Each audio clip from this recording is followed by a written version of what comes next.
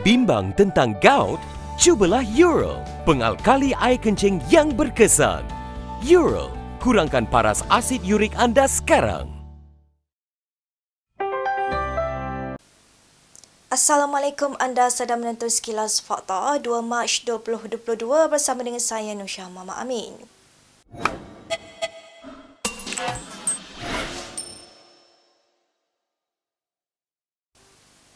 Alasan hutang 1MDB telah merosakkan kewangan negara adalah tidak benar kerana tiada dana awam digunakan untuk membayar hutang pokok 1MDB, kata Najib Razak. Ini kerana pelbagai entiti termasuk Goldman Sachs dan Jabatan Kehakiman Amerika Syarikat telah memulangkan dana 1MDB berjumlah 23 bilion ringgit kepada Malaysia. Adalah tidak betul untuk mencanangkan bahawa rakyat perlu membayar atau menanggung hutang 1MDB. Misalnya, bayaran sebanyak 16.4 bilion yang diterima dari Goldman Sachs bukanlah dari wang rakyat. Itu wang Goldman Sachs yang boleh digunakan untuk bayar hutang 1MDB. Bagaimanapun, ahli Parlimen Shah Alam Khalid Samad membidas kenyataan Najib dengan berkata Goldman Sachs terpaksa memulangkan semula wang itu kerana bersekongkol dalam skandal 1MDB. Sementara itu, ahli Parlimen Jelutong, RSN Raya diarah keluar Dewan oleh Timbalan Speaker Ramli Muhammad Noor kerana mengganggu perbahasan ahli Parlimen pekan itu. Yang berhormat pekan disabitkan di mahkamah atas kes 1MDB. Di sini beliau menipu di Dewan Yang Mulia ini. Duduk. Tuan Speaker, maksudnya peraturan ini tidak di... Bentara. Tuan Speaker, saya minta penjelasan. Iring Jelutong keluar. Timbalan Pengerusi UMNO Johor Nur Jazlan Muhammad mengakui dia telah mengatur lawatan Najib Razak ke Johor untuk membantu kempen calon MCA. Jazlan berkata dia berbuat demikian untuk membantu calon MCA di kerusi Dun Perling yang tidak dikenali. Ya, daripada tak dikenali sekarang ni, dia dah masuk dalam Facebook Datuk Najib, 4.8 juta orang pengikut, maka dia menjadi terkenal sekarang ni. Ya, nama dia pun Tan Hyangki orang dah kenal.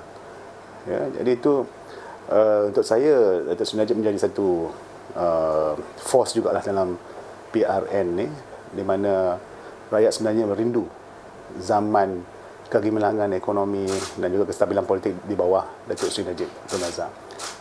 Nur Jazlan percaya Najib masih lagi popular dan menyifatkan naratif kluster mahkamah yang digunakan oleh musuh BN terhadap Najib dan pemimpin UMNO sudah tidak lagi berkesan. Pada Ahad lalu, MCA memulakan kempen untuk calonnya di kerusi Dun Perling, Nicole Tan Hyangki, dengan menjemput Najib bagi membantu kempen berkenaan. Najib dilihat bergambar dan berlaga penumbuk dengan pengunjung di kawasan itu, malah ada yang menyambutnya dengan sorakan Bosco. Baik, berita seterusnya. SPRM tidak menemui sebarang unsur jenayah dalam klip audio yang didakwa merupakan suara bekas Perdana Menteri Muhyiddin Yassin. Audio itu dipercayai rakaman suara Muhyiddin menawarkan jawatan politik dan kedudukan dalam GLC sebagai pertukaran untuk sokongan politik terhadapnya. Dalam jawapan bertulis di Dewan Rakyat, Menteri Hal Ehwal Undang-Undang Wan Junaidi Tuanku Jaafar berkata, SPRM sudah selesai menjalankan siasatan terhadap isu klip audio tersebut. Terdahulu, ahli Parlimen Kulai Teo Ni Ching bertanyakan hasil siasatan SPRM terhadap rakaman audio itu. Pada Mei 2020, sebuah laman Facebook yang condong kepada Dr. Mahathir Mohamad telah memuat naik satu rakaman audio yang kononnya daripada mesyuarat Majlis Tertinggi Bersatu pada Februari 2020. Dalam rakaman itu, seorang lelaki yang suaranya mirip Presiden Parti, Muhyiddin Yassin, kedengaran berkata bahawa ahli Parlimen UMNO boleh dipikat menyertai Bersatu jika ditawarkan jawatan menteri atau GLC. SPRM kemudian menjalankan siasatan berhubung dakwaan rasuah itu selepas klip audio itu menjadi tular dan digelar audio Scheme of Things. Dalam perkembangan lain, Wan Junaidi berkata SPRM tidak menemui sebarang bukti penyalahgunaan kuasa dalam siasatannya terhadap bekas pengerusi bukan eksekutif Prasarana Tajuddin Abdul Rahman. Suruhanjaya itu sebelum ini menyiasat prasarana dan tajudin berhubung dakwaan terlibat dalam projek yang melibatkan syarikat berkaitan keluarganya.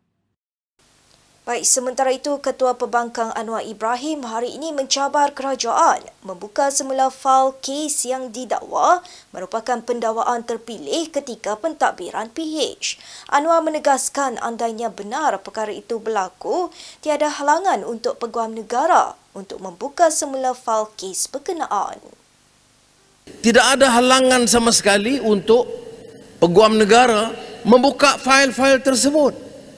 Jangan bagi alasan, ya, dan bagikan sindiran seolah-olah ada. Kalau ada, silakan. Presiden PKR itu turut membangkitkan dakwaan mengenai seorang pemilik konglomerat besar yang dikatakan dilindungi ketika pentadbiran PH kerana anaknya terlibat dengan jenayah dadah. Siasat, saya tidak di sini untuk mempertahankan konglomerat kaya yang rasuah. Tidak. Tetapi saya syorkan kepada Perdana Menteri supaya menetap memastikan Peguam Negara sama ada yang sekarang atau yang dulu, dan yang sekarang ini boleh buka semula fail.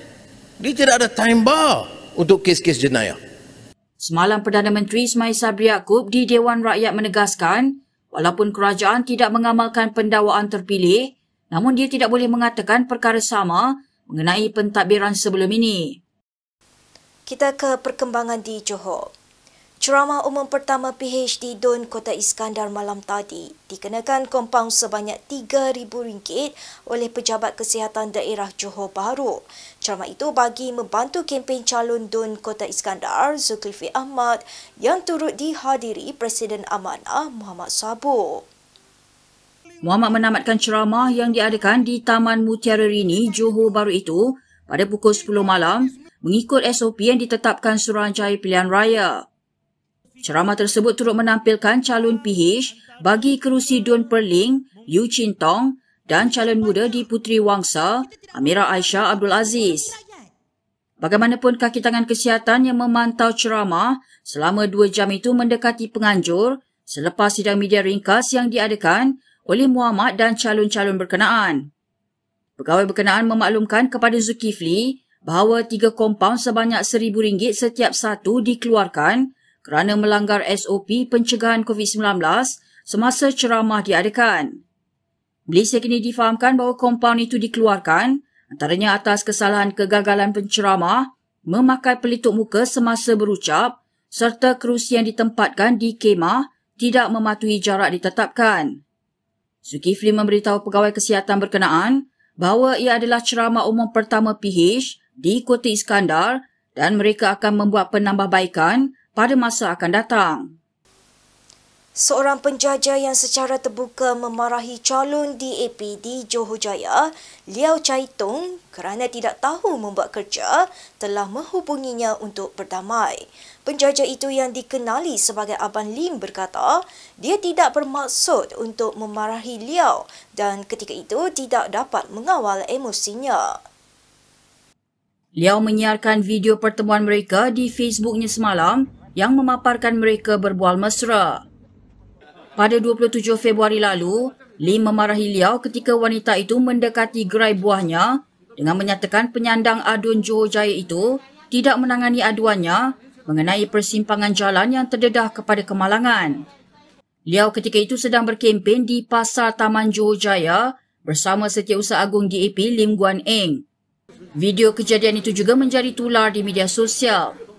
Liao berkata sejak aduan tersebut dibuat, pejabatnya telah berhubung dengan Majlis Bandaraya Johor Bahru untuk menangani kebimbangan Lim dan majlis itu juga sedang memasang lampu isyarat di persimpangan tersebut. Liao berkata dia menerima kritikan penjajah itu dan memahami kekecewaannya. Calon DAP itu bakal berdepan calon BN, Chan San San dan Ker Ching Sheng dari PN di Johor Jaya. Baik, berikut beberapa lagi ringkasan berita untuk hari ini.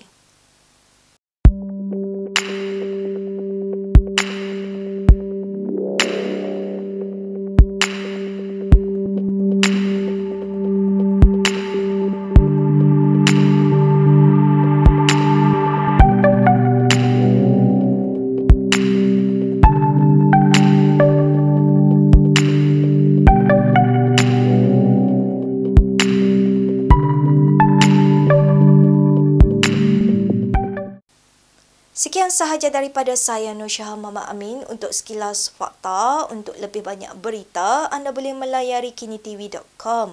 Anda juga boleh mengikuti kami di Instagram, Twitter, YouTube dan Facebook. Salam hormat dan jumpa lagi.